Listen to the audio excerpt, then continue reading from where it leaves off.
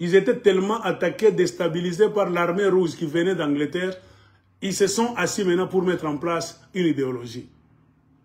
Si nous combattons séparément, nous allons perdre la guerre. Pourquoi ne pouvons-nous pas nous mettre ensemble, les 13 colonies? Nous mettre d'abord ensemble comme une forte armée. Pour les terrasser, nous allons les gagner. Ils ont fait ça. Tous les leaders charismatiques, 13, qui ont fait les 13 colonies, qui s'étaient imposés par colonies là-bas, ont eu une réunion. Ils ont créé une armée d'ensemble. Tu parles allemand, Kouya. Tu parles anglais, Kouya. Français, Kouya. Ils ont fait une grande colonne. Ils se sont battus avec les soldats rouges là-bas de l'Angleterre. Ils les ont battus, ils ont fui, ils ont chassé. Ils ont gagné la guerre. La liberté doit être arrachée par la force. C'est resté dans la tête d'un enfant américain. La liberté s'arrache, ça ne se donne jamais sur un plateau d'or. Ils ont arraché la liberté à cause de quoi? Poum, poum, poum, poum. Ils ont voulu maintenant rester avec le poum, poum, poum, poum dans leurs mains éternellement. Américain, t'as kufaka pa bunduki. L'arme l'a sauvé. L'arme a fait qu'on l'a craint. Avec l'arme, il a gagné la guerre. Avec l'arme, il est devenu grand. Avec l'arme, il a tout. On remonte bien à Bunduki après 200 ans. On est fou. Atangara me Bunduki ne pagala ma futa. Bana penda ma Bunduki sana. Bunduki nzeri bafane bana kwa kibeko leo. Arme nucléaire. Hiroshima Nagasaki. Boni ma Bunduki. Boum boum. Munaza kubongopa. Américain anajua valeur ya Bunduki. Ata bachaka Bunduki ata. Ngara ma pays. Ma président Modebe na pita abatengeneze armée ata. Mon pays est riche. Il y a bien de amona na armée. Le président est idiot. Mon temps na Shikata Arudi. Après avoir gagné cette guerre, c'est quand les leaders des 13 colonies ont décidé de signer un pacte. À mon équipe, tu n'as dit unir, tu n'as eu une guerre. Pourquoi ne pouvons-nous pas rester unis? C'était la naissance des États-Unis. Les colonies unies sont devenues des États. Ils sont restés dans l'unité. Vous êtes séparés, mais nous sommes unis. L'unité, cela ne veut pas dire oh, on a pas chef France à tout dominer. Non. On a qui à part, mais tout comme unis par un pacte. Non. C'était ça même la naissance des États-Unis qui sont sur la terre Amérique. Les États-Unis d'Amérique. Point barre. Avec le secret des armes, travaillant dans l'unité, ils ont conquis tout l'Ouest. Quand on est en Californie, l'océan Atlantique, banenda pas dans l'océan Indien.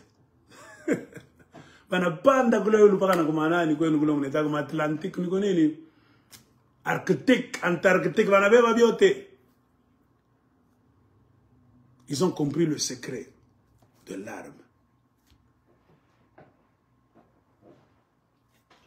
Moussa Kabila a amené cette histoire, Mourgwana Mabunduki. Qui est venu vous désarmer? Votre pasteur là-bas. Il a un nom angolais là-bas. C'est qui? Tirano. Qui prenait les armes des enfants du Congo contre $100 américains. Il a un nom là qui sonne anglais. Écrivez-moi le nom de ce monsieur-là. Les Rwandais avaient peur. Monsieur Laurent Désiré Kabila est venu amener l'idéologie de la libération. Organisez-vous en groupe d'autodéfense populaire. Si les Américains ont tenu pour chasser les Européens, leurs frères qui venaient les poursuivre, pour toujours les garder en esclavage, c'est parce qu'ils étaient organisés en groupe d'autodéfense. Ils ont compris le secret de la guerre, c'est l'organisation. C'est ça. Organisez-vous. C'est votre pasteur Coutinho. Voilà. Coutinho travaille pour les ennemis du Congo. C'est un Congolais, Angolais, infiltré, on ne sait pas. On l'a utilisé par le régime des Rwandais, avec les Kabila là-bas. Nous n'allons pas maîtriser ces Congolais très bien, à qui Laurent Désiré Kabila a laissé l'idéologie de la défense des armes. Kabila a eu peur, avec les Rwandais. Il allait être difficile de venir vous infiltrer. Vous avez compris? Les Rwandais avaient du mal à venir vous infiltrer, car au temps des Kabila, vous les aviez chassés, vous les civils. Eux qui étaient armés ont fui devant les civils.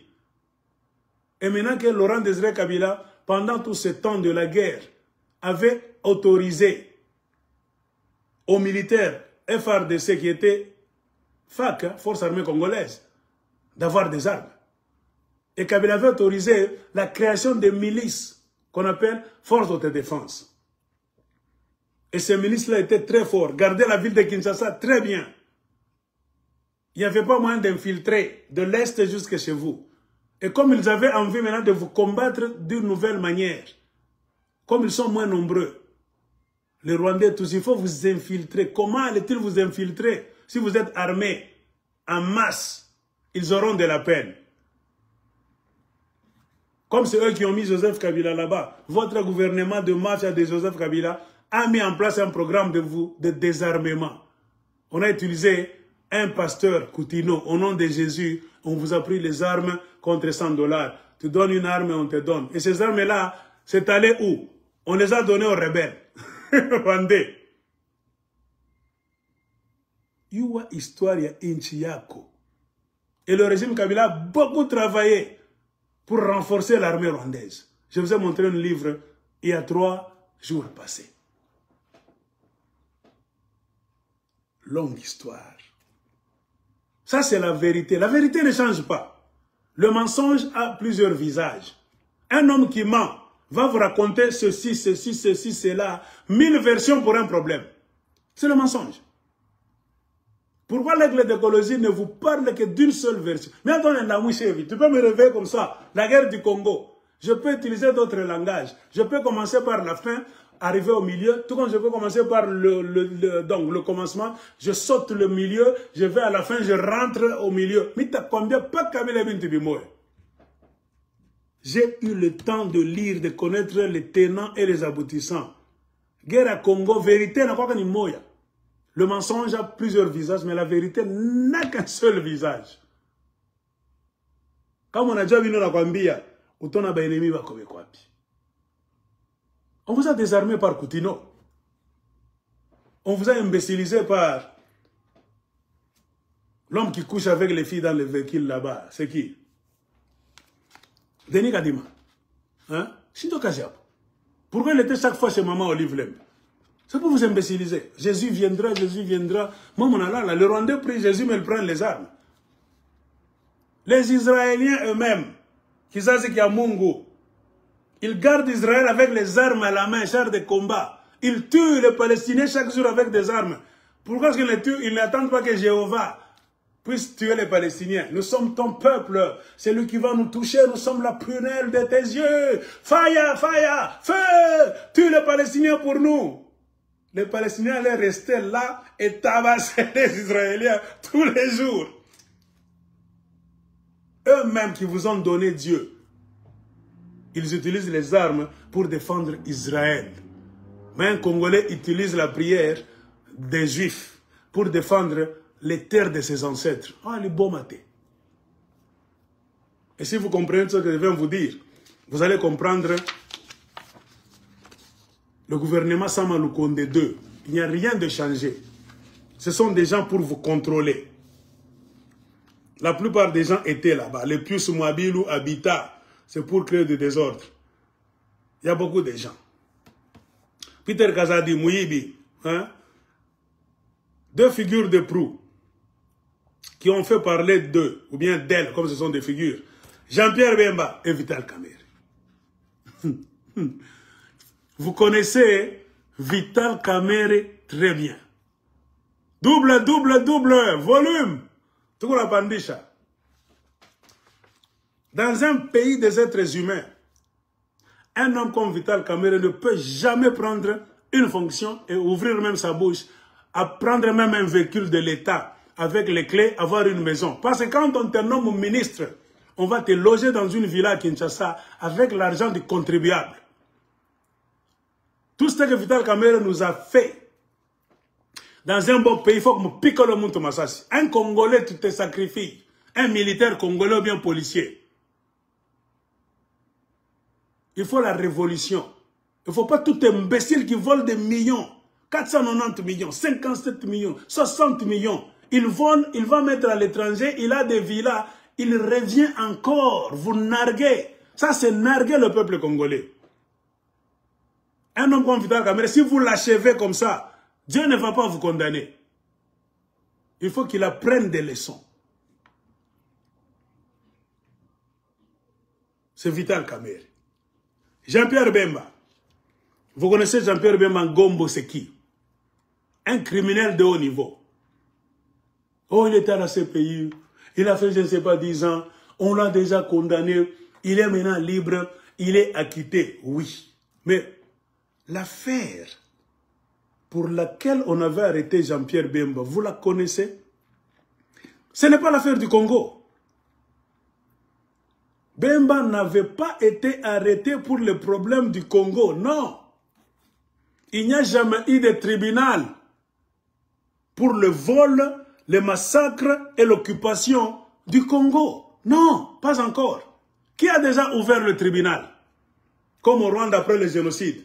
Il y a eu le tribunal du génocide du Rwanda. Où avez-vous déjà entendu qu'on a déjà ouvert le tribunal pour le génocide du peuple congolais, les pillages des richesses du peuple congolais et les massacres du peuple congolais? Où? Dans quel pays, quelle planète? Dites-nous. Si vous trouvez ce pays-là, alors vous viendrez dire à l'aigle d'écologie que Jean-Pierre Bemba, c'est un homme honnête, il est sauvé, il a déjà été arrêté, acquitté. Il était arrêté, c'est pour le problème de la République centrafricaine. Quand Jean-Pierre Bemba était rebelle, je vous ai parlé la fois parce que l'imbécilité des politiciens congolais, c'est de dire une chose, de condamner une chose et de faire la même chose que les gens qu'ils condamnent. Laurent Désiré Kabila, le traître, celui qui nous a amené les Rwandais et les Ougandais, tout ça qui vient à Maréchal Mobutu, Laurent Kotelib Soba Rwandais, à l'Obia Kopé, ça va 300 km à Mabélé. C'est pourquoi tout ça s'est révolté contre Laurent Désiré Kabila. Ok. Vous dites que les Rwandais vous ont envahi. Les Ougandais vous ont envahi. Et regardez maintenant, toute votre classe qu'on appelle opposition, ils se sont rendus où? Les uns au Rwanda, les autres en Ouganda. Nanaza Zoba. Est-ce Laurent Désiré Kabila qui est imbécile? Ou bien ce sont vos opposants contre Laurent Désiré Kabila qui se sont rendus chez les mêmes Rwandais. Les autres, c'est les mêmes Ougandais. Bangonde Bazoba. Ouvrez les yeux, enfants du Congo. Vous n'avez pas d'opposition. Les politiciens congolais sont parmi les idiots de la planète Terre. C'est parce que vous avez la classe politique la plus idiote que vous êtes en train de souffrir et vous continuerez à souffrir.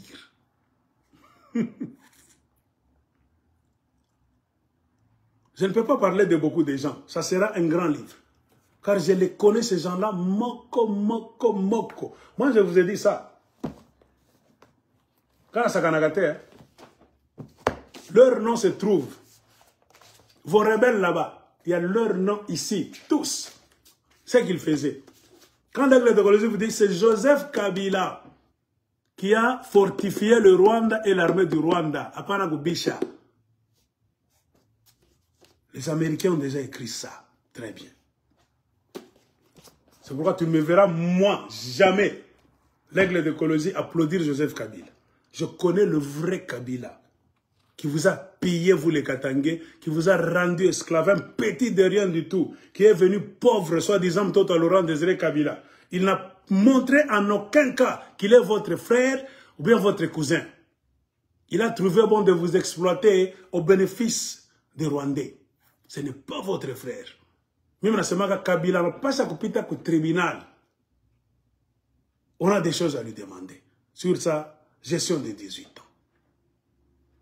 Et Jean-Pierre Bemba s'est rebellé contre Laurent Désiré Kabila. Il s'est retrouvé en Ouganda comme le protégé de Museveni. Et il est rentré en République démocratique du Congo, non pas parce qu'il voulait sauver le Congo. Qui est Jean-Pierre Bemba d'abord? Oh, l'enfant de Jeannot Bemba Saolona. Son père, c'était un opérateur économique qui était responsable de CIB Airlift. L'avion, société commerciale, industrielle, quelque chose comme ça. C'était CIB.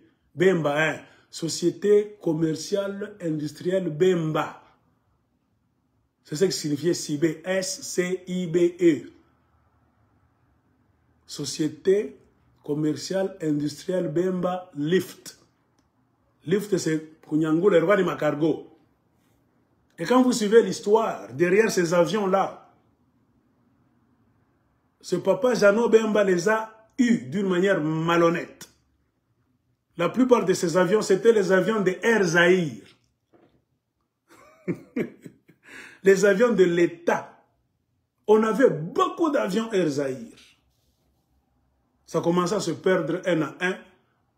Les autres atterrissaient quelque part en Europe. Et parce que le Congo, le Zaïre, mauvaise gestion, ne payait pas certaines taxes.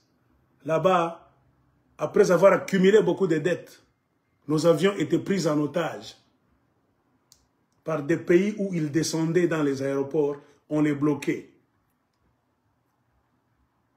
On attendait que le Zaïre de Mobutu puisse venir payer la dette et les reprendre. Et parfois Mobutu les abandonnait comme ça. Ainsi, on prenait nos avions Air Zahir, on enlevait la peinture du Zaïre pour les peindre d'une autre manière. Et ça devenait les avions d'un pays quelconque qui les récupérait en forme de dette, que le Zaïre de Mobutu n'avait plus les capacités de payer. C'est dans ce même système que Bemba Saolona Jeannot, père de Jean-Pierre Bemba, devenu milliardaire par la grâce de Mobutu, comme Etienne Tshisekedi aussi, puissant par la grâce de Mobutu, était nommé le chef des boss du Congo, les petites et moyennes entreprises du Congo. Jeannot Bemba Saolona, le papa de Bemba, c'était lui le boss des boss. Tous ceux qui avaient des entreprises au Congo, des petites et moyennes entreprises, avaient un boss, un président national, c'était Jeannot Bemba Saolona. Et une légende nous dit que lui aussi avait trouvé ses avions comment? Le Zaïre de Mobutu, c'était le chaos aussi. Les mêmes avions d'Air Zahir se rendaient quelque part, ça descendait là-bas, on enlevait la peinture d'Air Zahir, on mettait la peinture CIB Airlift. C'est comme ça que ce papa-là avait récupéré quelques avions dans un système de mafia. Et il y a une autre légende qui nous dit quoi? Bemba n'est pas son fils. Bemba, c'est son fils adoptif. Selon d'autres langues. Qu'est-ce qu'ils nous disent? Bemba, c'était l'enfant de Mobutu Sese Seko maréchal, qu'il avait eu avec une autre femme et qu'il a amené dans la maison de maman Antoinette. Et maman Antoinette a refusé de prendre soin de Bemba. Ainsi, Mobutu a cherché quelqu'un pour prendre soin de son enfant d'une autre femme. Ainsi, il a amené son enfant chez Bemba Saolona. Toi, tu vas garder mon enfant. L'enfant du président, tu ne peux pas le garder comme ça. Je vais te donner des moyens pour que tu puisses bien garder mon enfant. Ainsi, il a fait de ce monsieur-là le président des petites et moyennes entreprises. Le président des compagnies au Congo. Ainsi, Bemba a grandi là-bas. Mais chaque fois, Bemba était dans la maison de Mobutu comme l'enfant de la maison. Ainsi, la chute de Mobutu, c'était la chute de l'empire Mobutu duquel Bemba faisait partie. Si vous comprenez cette histoire, vous allez comprendre le raisonnement de Jean-Pierre Bemba et quelle est son véritable, ou bien sa véritable idéologie politique. Je vais vous définir qui est Bemba psychologiquement et quel est son plan pour le Congo d'aujourd'hui. Surtout, Mbakatangue, Mufungule Machongo Vusana. Pourquoi Chilombo l'a récupéré aujourd'hui, à quelques mois de la soi-disant organisation des élections? C'est pour vous faire quoi? Fungula Macho Katangue. J'ai déjà dit ça dans d'autres vidéos. Comme moi, je ne fais pas mes vidéos pour faire les vues. Peut-être à Muguni Fatak. Ça, c'est une répétition. Ainsi, la chute de Mobutu a fait que Bemba regrettait pourquoi l'empire de son père est tombé. Il ne savait pas par où commencer pour rentrer, se battre au Congo. Ainsi, Bobila Dawa l'a appelé pour lui dire, Bemba, nous avons oublié beaucoup d'histoires, les bijoux de valeur à Badolite. Dans les caves. Mobutu avait construit des histoires là-bas, des caves à Badolite. Donc, des endroits secrets, là où il fallait entrer avec des codes. Ou bien là où on te dit, il faut aller comme ça, tu fais comme ça, le mur va faire comme ça, il y a des fleurs, mais c'est un mur là-bas, tu dois entrer là-bas, va prendre des bijoux et d'autres objets de valeur pour me les amener. Et Bemba a dit, c'est vrai, hein maman, Otika Ibilovana. Boila a dit oui. Je ne sais qui envoyer au Congo pour récupérer ces histoires là-bas. Ce sont les objets de valeur, d'une grande valeur. C'est ce qui a motivé Bemba de chercher des voies et moyens pour rentrer en République démocratique du Congo. Non pas pour sauver les Congolais rebelles, non. C'est parce que Laurent Désiré Kabila était devenu un ennemi à abattre. Il est venu faire tomber leur empire. Remarquez comment les Bemba vivaient. Prenez les vidéos de Jean-Pierre Bemba, ce n'est pas un modèle de la politique du Congo. Les enfants des présidents, les Saddam Hussein, les Congolais, vous pouvez nous dire tout. C'était des enfants des dictateurs qui passaient leur temps à être dédicacés par les Ibem Piana, Saddam Hussein, tout ça. La merde. Ils n'avaient même pas de chars de combat adéquats, pas d'auto blindé, l'armée était miniature. Vous voyez vos gendarmes dans vos camps militaires partout au Congo, mal habillés, avec des anciens carabines. L'armée de Mobutu était délaissée. La seule armée qui l'entretenait, c'était le DSP, Division de sécurité présidentielle. C'était une armée dans l'armée. Et ça a toujours été un système de président congolais imbécile qui prend le pouvoir après Mobutu. Kabila aussi avait les Banamura. Chilombo à la garde républicaine. Le reste des militaires, regardez même sur les vidéos, en train de tomber par terre. Ils n'ont rien. Mais les gardes républicains, c'est l'armée de Chilombo. Et c'est fabriqué par les Kassaïens surtout. Il a copié le modèle chez Mobutu. Les DSP, c'était les Bangwandi surtout. Il n'y a pas de république. Dans une république, on partage le pouvoir des postes en comptant le nombre de provinces pour éviter la friction, le mécontentement qui va amener des coups d'État ou bien des divisions. Comment allez-vous le faire? Parce que vous êtes arrivé là-bas d'une manière de mafia.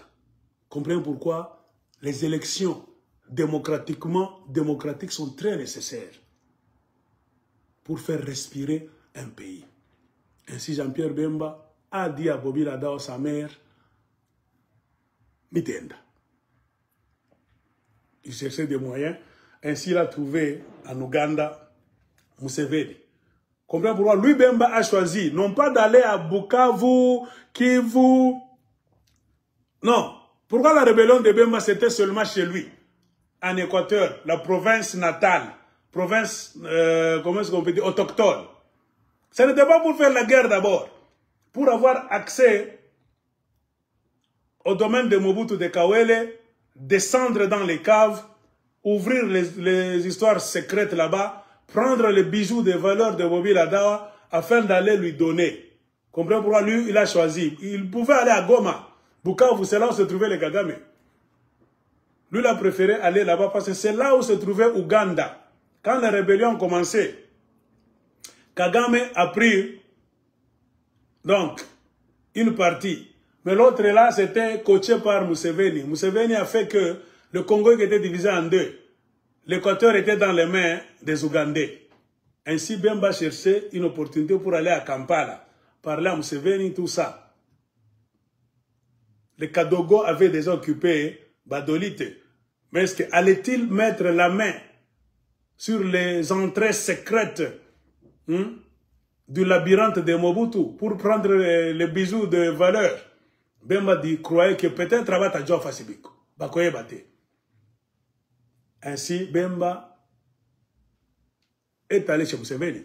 Museveni l'a accepté. Oh, anti-Kabila. Tout celui qui se présentait comme anti-Laurent Désiré Kabila. Kagame et Museveni les acceptaient. Ils ont accepté toute la racaille politique qui sont allés encore aux mains des Tutsis rwandais et des Bafumbira ougandais qu'ils ont condamnés pour venir combattre leurs propres frères congolais de père et de mère, Laurent Désiré Kabila. Et vous croyez que ces gens-là allaient gagner cette guerre, Bazoba, pour aller encore donner main forte aux Tutsis rwandais et aux Bafumbira Tutsis de l'Ouganda. Oh, vous battez. Ainsi, Bemba est entré en Équateur. Il est allé à la maison de Mobutu. Selon la version des enfants de Mobutu, la famille Mobutu. Il a eu accès à ces bijoux-là. Bemba a pris tout. Au lieu d'aller entrer en contact avec mon maman Mobila Dawa pour les lui donner, Bemba a volé ces bijoux-là. Posez la question, on va vous dire. Il faut vous informer. Bemba Mouibi. Bemba a volé ces bijoux de valeur de maman Mobila Dawa. Il n'a jamais amené ces colis-là chez Mobila Dawa. Et posez-vous maintenant la question. Avez-vous déjà vu Jean-Pierre Bemba avec maman Mobila Dawa causer, se visiter, s'asseoir, parler? Bon, le vidéo. Avez-vous déjà vu Jean-Pierre Bemba, même quand Honoré Ngwanda est mort? Avez-vous déjà vu Jean-Pierre Bemba se rencontrer avec Honoré Ngwanda comme ça? Honoré Ngwanda, c'est... Il y a une version qui dit que c'est l'enfant de Mobutu lui aussi. Honoré Ngwanda, c'était l'enfant. On dit que c'est l'enfant parmi les enfants de Mobutu.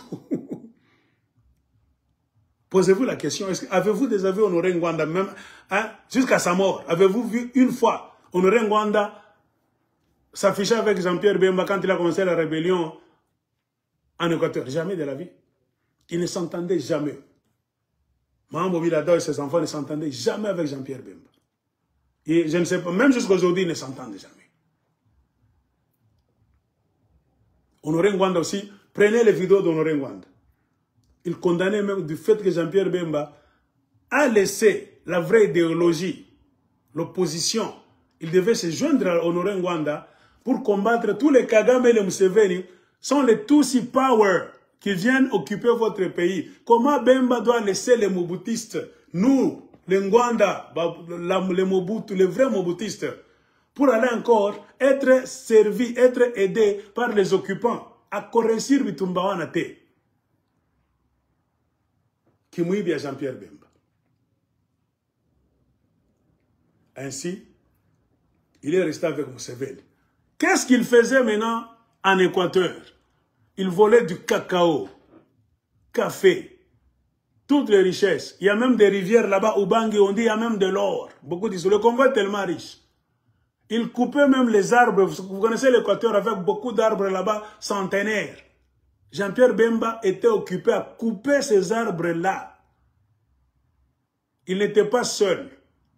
Il est venu seconder qui? L'enfant, non, le petit frère de Museveni, Salim Saleh.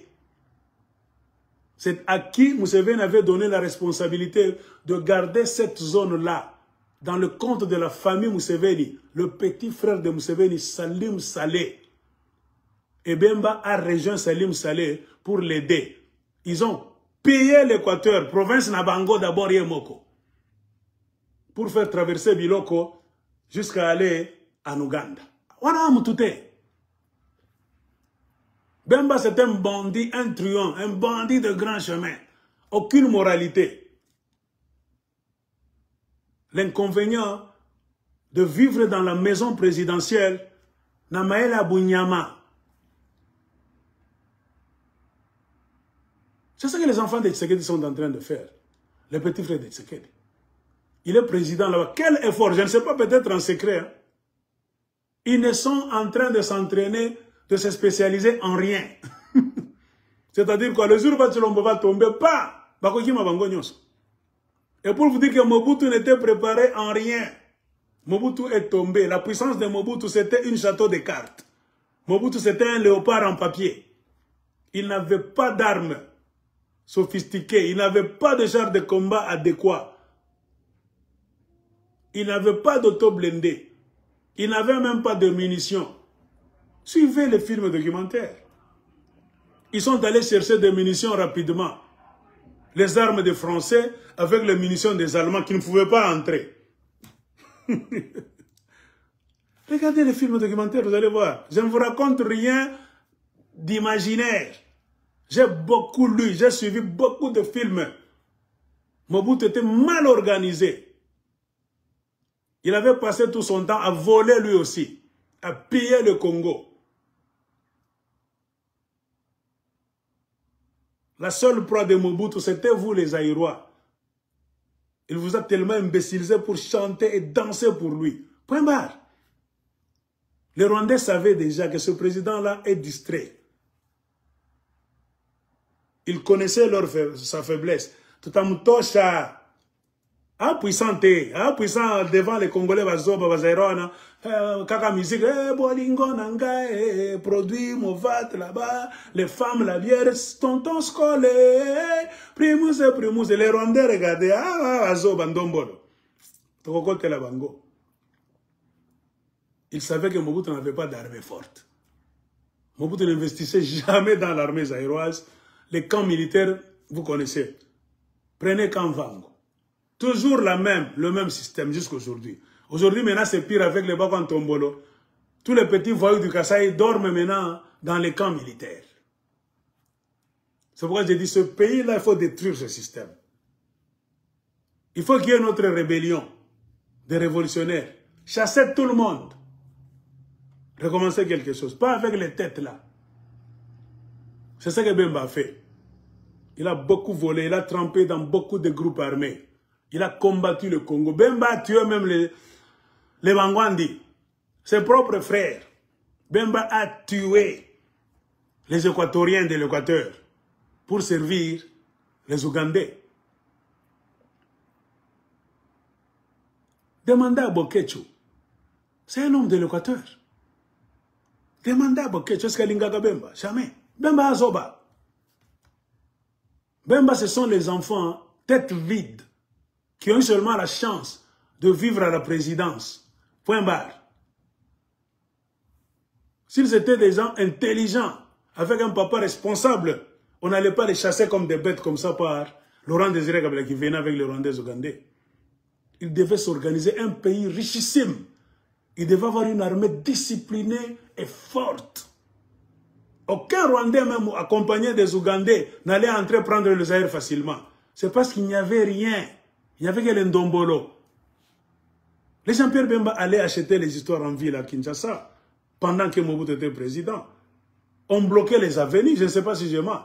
Avec les Congolais, Saddam Hussein, tout ça. Les enfants de Mobutu sont en train d'acheter quelque chose là-bas. Galerie présidentielle. Les DSP bloquent tout. Vous n'allez pas circuler. Dans quel pays? Quand ils vont finir, c'est quand les DSP vont aller. Les militaires dans un pays, on ne les voit pas en désordre. Allez en Zambie. Tu ne verras pas les militaires en désordre comme ça. Ceux qui ramènent l'ordre dans des villes et des villages, ce sont les policiers. Les militaires zambiens sont dans des camps éloignés de la ville. Si tu veux voir les militaires rarement en ville, quand ils viennent avec leurs gros camions pour acheter les histoires des militaires, ils ont l'histoire des cantines. La Zambie est pauvre devant le Congo. Mais l'État existe. Depuis quand avez-vous déjà vu, vous, les grands camions là-bas, camouflage des militaires congolais, qui quittent Kimbembe pour venir acheter des histoires à Lubumbashi? Les papiers hygiéniques, brosse à dents, tout ça c'est pour les militaires. Même la farine des militaires. Ça peut se rendre à une minoterie là-bas. On prend la farine des militaires, on amène au camp, on les distribue là-bas. Militaires, tamboula te. Ce n'est pas seulement question aux États-Unis. Na Zambie, tamboula te.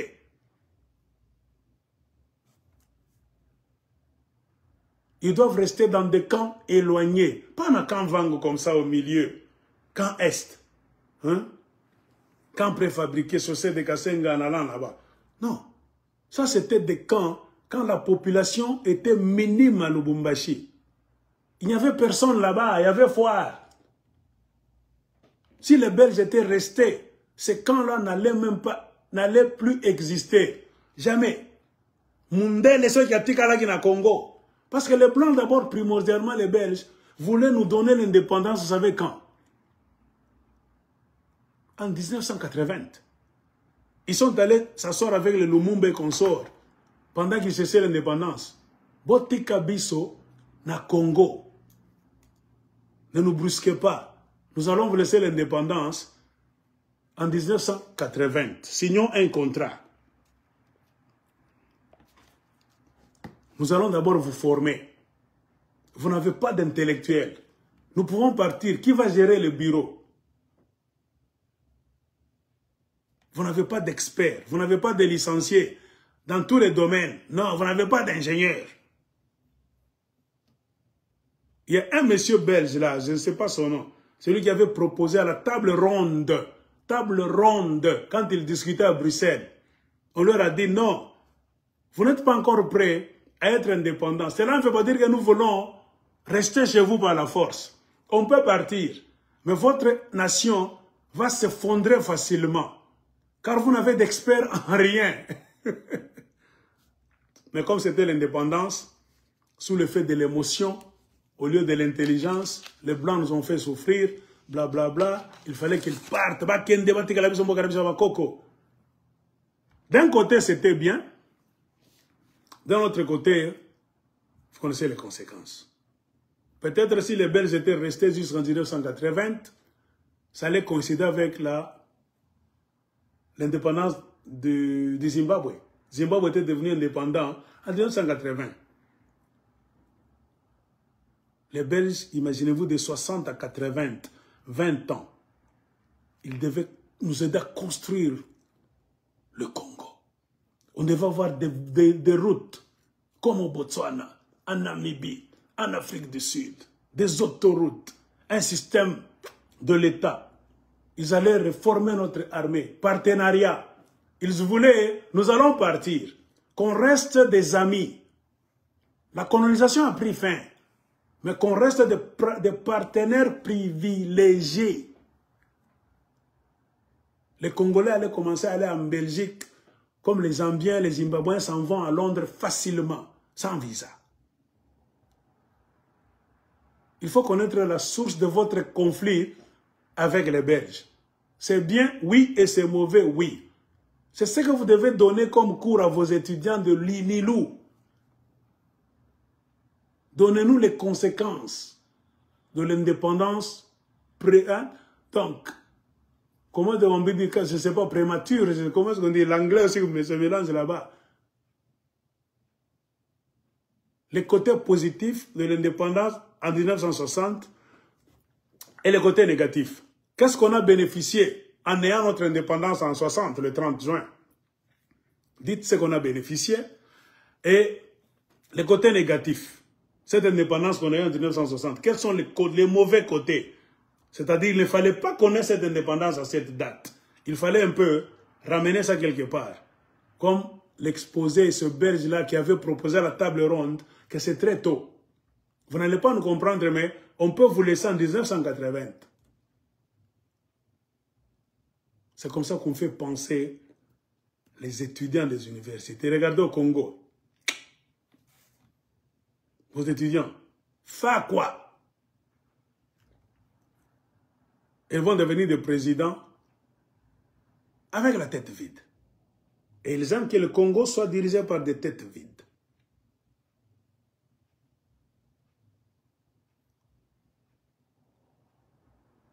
Donc comprenez qui est Jean-Pierre Bemba. Il a trempé dans tout. Vous connaissez Vital Kamerhe, je vous l'ai décrit. Et n'oubliez jamais, qu'on ne vous trompe jamais, parce qu'au Congo, il y a un taux d'ignorance très élevé. Non, Jean-Pierre Bemba clean, a un problème les sous-soutés, à ça qui disent en la haie, bah, libéral qui est, il peut postuler à la présidence. Il peut, non, Jean-Pierre Bemba n'est pas libre. On n'a jamais eu de tribunal pour le génocide du peuple congolais, le pillage des richesses du peuple congolais et l'occupation des terres du peuple congolais. C'est trois choses. Il n'y a jamais eu de tribunal dans le monde. C'est pour cela qu'on ne veut pas qu'un président élu par le peuple congolais prenne les rênes du pouvoir à Kinshasa, car nous serons prêts à instaurer le génocide du peuple congolais. Automatiquement, ça va déclencher un mécanisme de la mise en place du tribunal en place. Et Kagame, Museveni, James Kabarebe, Joseph Kabila, beaucoup de vos politiciens n'aiment jamais ça. Car beaucoup seront éclaboussés, parmi lesquels Jean-Pierre Bemba. Dossier du Congo. Mais Nzoba va vous dire, il était à la haie, c'est-à-dire à Jean Kambole Sous-Souté. Non. On l'a arrêté. C'est le méfait que ces troupes sont allées faire en République centrafricaine. C'est comme ça qu'il faut savoir répondre aux gens qui vous posent la question. Il y avait combat entre le président Ange Félix Patassé, qui était élu démocratiquement, et qu'un rebelle, Jean-François Bozizé, voulait faire sauter. Et Bemba est allé du côté d'Ange Félix Patassé, lui donner main forte, je pense, pour qu'il reste là. Malheureusement, les gens de Jean-Pierre Bemba, en congolais, les gens de l'Équateur, beaucoup de villageois là, une sorte de rébellion qu'il a utilisée avec les anciennes phases. Ils sont entrés en République centrafricaine, ils ont volé, ils ont violé les femmes, ils ont violé les filles, ils ont même mangé la chair humaine. Ils ont cuit la chair humaine dans des marmites, Pangwandiwana. Ils ont mangé la chair des Centrafricains, trop de dégâts matériels. Et comme leur chef, c'était Jean-Pierre Bemba, ils devaient savoir ce que ces troupes étaient en train de faire là-bas. C'est pour cela qu'on l'a arrêté. C'est pour un délit en République centrafricaine. Il n'y a jamais eu de tribunal pour les crimes, détournement, occupation des terres au Congo. C'est ce que nous voulons faire. Que beaucoup d'hommes au Congo, en dehors du Congo en Afrique, et même en Europe, partout au monde, n'aiment pas. Parce que beaucoup seront inculpés. C'est pour cela que quand il nomme Jean-Pierre Bemba, c'est un Mouyibi comme lui. Vital Kamerhe Boyebiye, Mouyibi comme lui. Il y a les Guissaro Alexis, vous les connaissez très bien. Lobo Kolobaza rwandais, hein, tout ça. Les enfants de l'Iaou, famille telle. Les Bemba, les Mobutistes. Eberande Kolongele, ministre numérique. C'est cet Eberande qui avait, à qui Tshilombo avait dit de signer un décret pour faire tomber le mandat d'arrêt de M23. Le M23 avait peur de fouler le sol congolais. On peut dire tout le mal de Joseph Kabila, mais il avait laissé sur la table de la présidence un document disant que les M23 sont des criminels. Ils doivent être inculpés, traînés devant les cours des tribunaux, au Congo d'abord, et pourquoi pas au monde. Parce qu'ils ont tué et beaucoup volé et violé au Congo. Mais quand Tshilombo a eu la présidence de la ferme de Kingakati, il a utilisé ce monsieur Eberande Kolongele comme son directeur de cabinet, quelque part là, quand Vital Kamerhe était tombé en disgrâce. C'est ce monsieur qui a signé un document approuvé par Tshilombo, annulant le mandat d'arrêt de M23. Et c'est ce monsieur, Eberande Kolongele, qui a mis en place un mécanisme avec l'ordre de Tshilombo d'aller au Rwanda et en Ouganda pour prendre ces militaires M23 qui étaient internés là-bas pour les retourner en République démocratique du Congo. Et c'est toujours sous ces messieurs qu'ils étaient logés, nourris, véhiculés, du moins le staff supérieur à Kinshasa, quand les autres étaient rentrés au Congo pour se positionner déjà afin d'attendre d'occuper les terres qu'ils n'occupaient plus, qu'ils avaient peur d'occuper pour peur d'être arrêtés. Quand Mamadou Ndala s'est battu, il a même donné de sa vie. Tshilombo est venu effacer tout. C'est comme si Mamadou Ndala est mort inutilement. Les autres, un tas de voyous. Nicolas Kazadi, ministre des Finances, c'est eux qui volent l'argent de la famille Tshisekedi. Moyindo Nzangi, on a mentionné son nom quelque part, je vais en parler. Pas tout le monde. Samba Kalambaï, cette femme-là, c'est elle qui vole dans les mines, qui organise le coup dans les mines du Congo, spécialement du Katanga. Même la femme de Kyunga Kumanza, Masangu Mirei, Mama Mloko, la veuve Kyunga Kumanza, on lui a donné ce cadeau, c'est pour l'attirer dans l'UDPS. Car le plan de l'UDPS avait toujours été, je vous avais dit quand Kyunga Kumanza était mort, que l'UDPS était passé à la vitesse supérieure en débloquant des sommes d'argent vertigineuses pour détruire l'UNAFEC. On a tué Kyunga Kumanza, c'est pour détruire l'UNAFEC. Car l'UDPS considérait l'UNAFEC comme un bastion de résistance au Katanga. Aucun parti au Katanga n'était organisé avec une jeunesse forte. Si cette jeunesse est bien encadrée, ça sera comme les Wewa. Comprenez pourquoi Tshilombo nous a amené ces Wewa? Ce sont les occupants. Pour vous battre, vous faire taire. Comprenez pourquoi c'est eux qui tuent. Toutes les théories que vous voyez au Katanga, c'est pour instaurer la période de la terreur. Alors, l'UDPS avait peur de rencontrer une jeunesse furieuse comme les UNAFEC. C'est la jeunesse de l'UNAFEC. Il fallait d'abord éliminer Kyunga Kumanza et prendre le contrôle de son parti politique. Et à l'intérieur du parti politique, de la maison de Kyunga Kumanza, l'UDPS avait réussi à corrompre les deux enfants de Kyungu. C'est qui? Il a un nom, Lolo. Lolo était corrompu. Il était dans le complot avec sa sœur, Angélique Kyungu. Les deux là étaient les UDPsiens. Parce qu'on raconte que leur maman c'est une Kassaïenne. Et l'UDPS venait envoyer des agents dans leur maison quand Kyungu était encore vieux mais vivant. Ils mettaient déjà leur plan à exécution. Ils ont promis monts et merveilles à Angélique Kyungu et à Lolo Kyungu. Ils avaient déjà lâché leur père sur le plan idéologique. Il était déjà vieux. Ils n'attendaient que la mort de leur père pour le remplacer et prendre le parti politique. Comme au Congo, vos partis politiques sont des kiosques. Ça se transfère comment? Ça se lègue de père en fils. Un parti politique, c'est un kiosque. Cela ne veut pas dire, si c'est ton papa qui crée, il meurt et doit laisser à son fils. Non, bien sa fille, non. Un parti politique, c'est un don qu'on donne à la nation.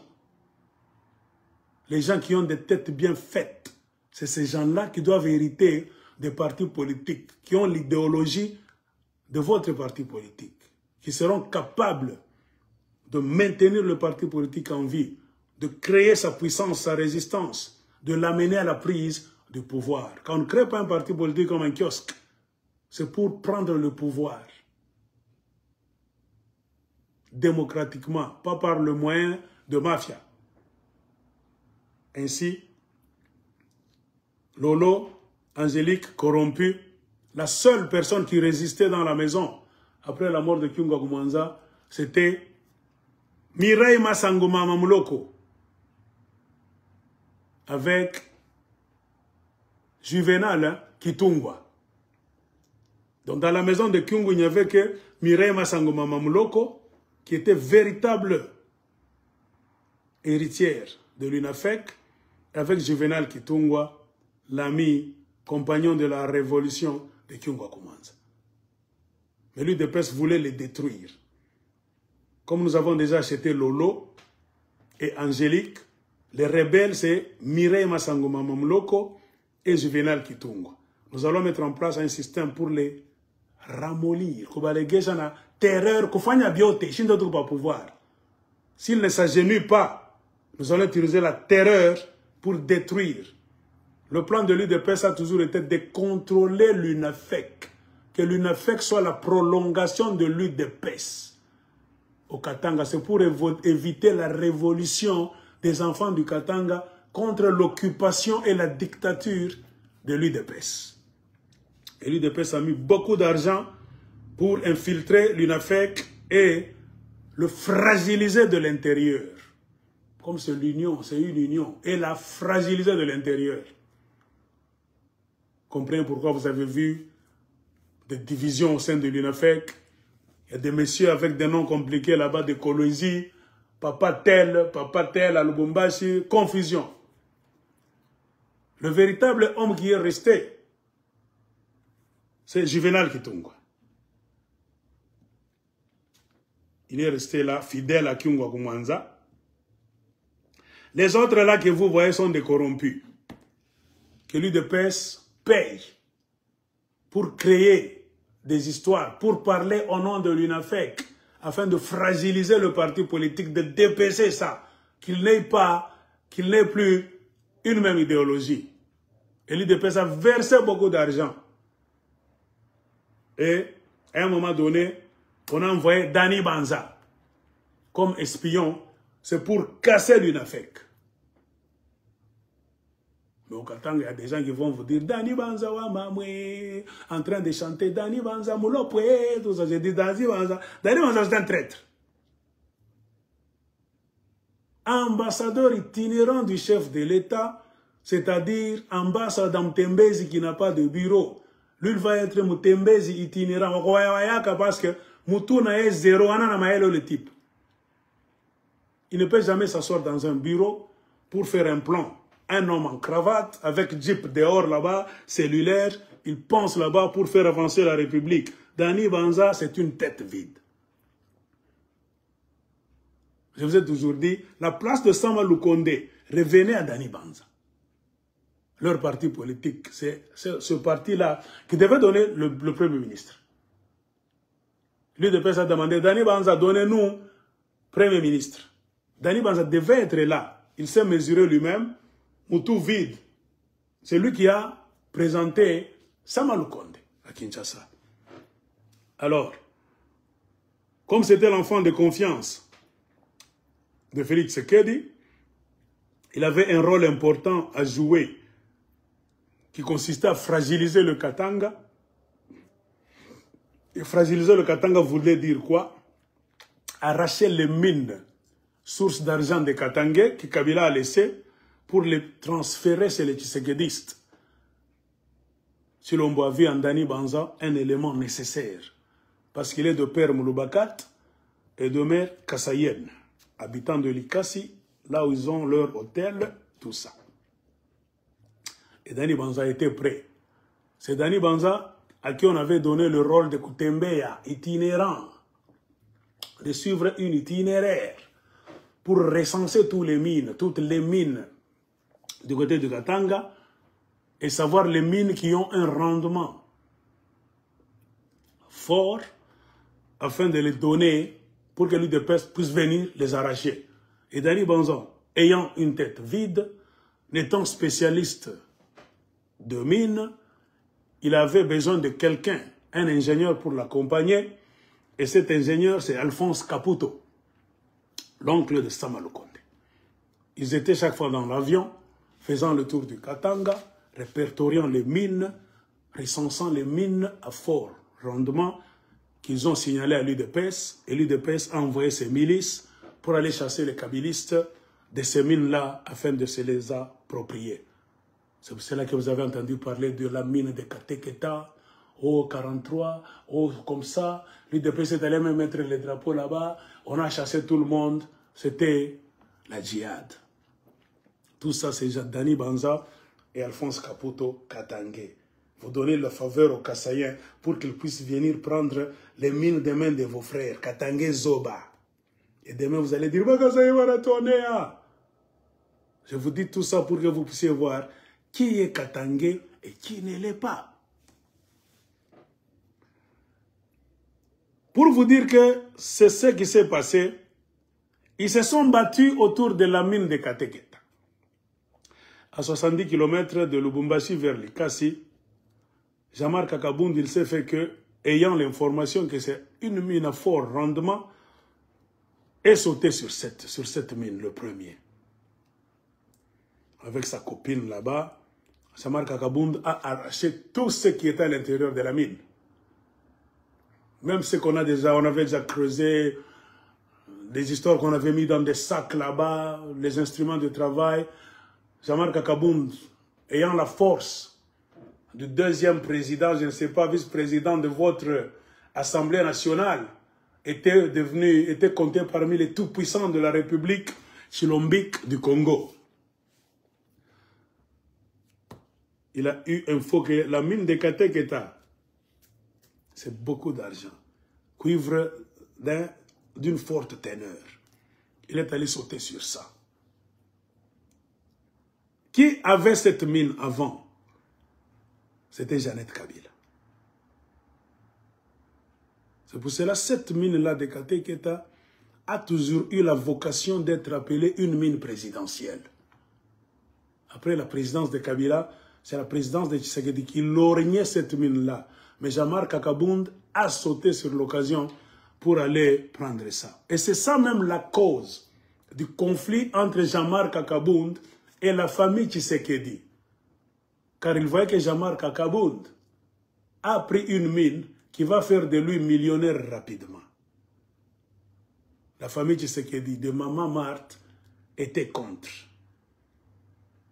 Et comme Jean-Marc Akabound avait mis sa copine là, une jeune femme dont on mentionnait le nom chaque fois, la famille Tshisekedi était souvent contre. Et chaque entité avait des milices.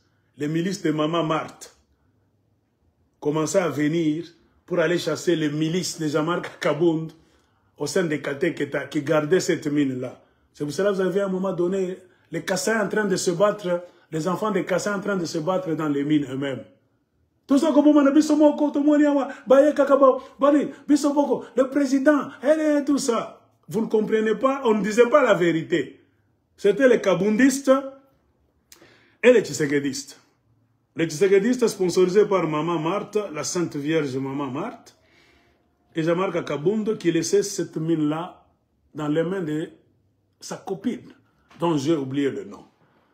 Ainsi, Jean-Marc Akabound, voyant la pression croissante sur lui, a préféré pas donner cette mine, signer un deal. Là où on lui a donné, c'est pas 300 millions de dollars directement, par certains Chinois. Il a pris comme ça, pas. C'est quand il a commencé à construire sa villa de Kinshasa. Rapidement,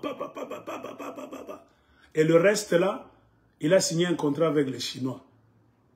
Les Chinois vont commencer à gérer ça et à verser dans son compte extérieur. Et la famille Tshisekedi est devenue folle. Il faut arracher cette mine de toutes les manières. Pantu Bengine, ben encore combani à Maria Bakatangue, Angara Bakatangue Bovenye, très distrait. Abayo ni nini beko na mibeba, beko na milanda pa ko tout ba congolais, tout pendane. Mou besoin na bantu sa ba sayambo. Chaque on voit un coach na cravate, mon pays a vu la bavala que coach na cravate. Ni ko voir la jean na bikumba ba kobo na sombrero, on a piqué na foulard ça ba scout. Una montre moi électronique à ma bouton. Moi, mon combat. Moi, je suis funda mabunduki. Service militaire obligatoire au Congo. Fache pego mamine, il faut bunduki qu'on a chese les fashi sana. Ça va cowboy. Tout en anglais, tout en angarian. Nous, comme au bureau, on a bunduki, ma revolver, mi chaque fois. Le gardien mamine, Nicolas Moké, qu'est-ce qu'il y a?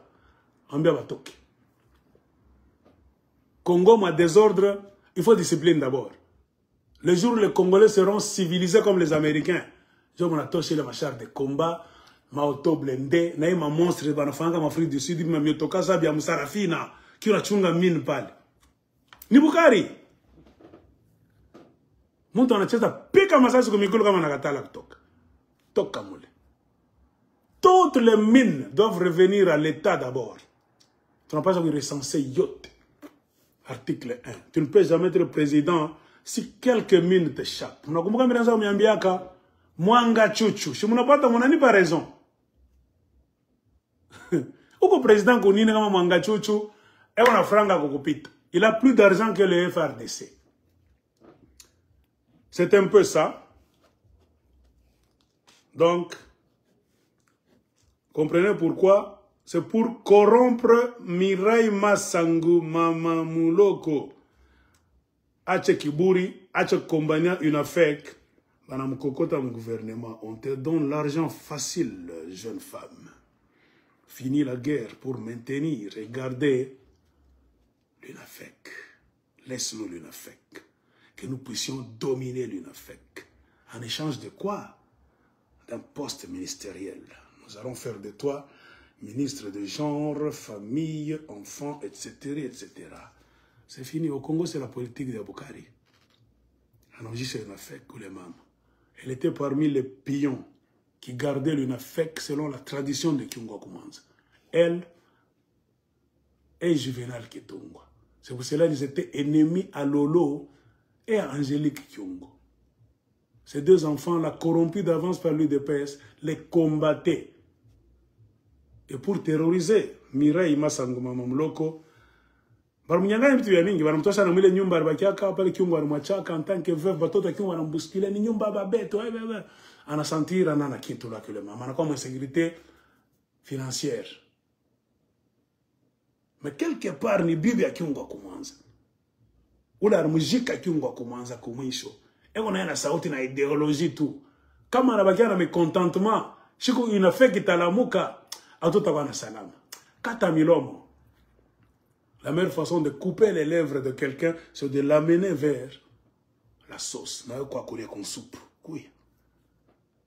Comme ça, tous ceux qui vont commencer à manger dans la sauce de Tshisekedi, tout ça qu'ils vont commencer à dire, c'est selon la vision du chef de l'État, selon la vision du chef de l'État, Fachi béton, même quand c'est le mensonge. Et d'ici, vous allez voir Mirai Massangu chanter Fachi béton. Ne vous étonnez pas, c'est Konsupu et Onendala Kekuria.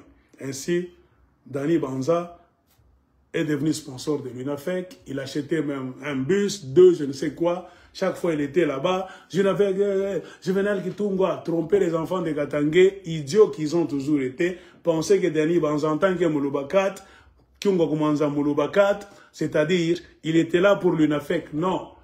Dani Banza, c'est celui qu'on a envoyé par l'UDPS pour détruire l'UNAFEC de l'intérieur d'une manière sans combat, finance. Dani Banza a envoyé l'argent pour corrompre les généraux de l'UNAFEC, les diviser. Ainsi, l'UNAFEC est déjà affaibli. Je ne sais pas ce que vous pouvez faire. Si vous êtes intelligent, malin, l'aigle vous donne la stratégie.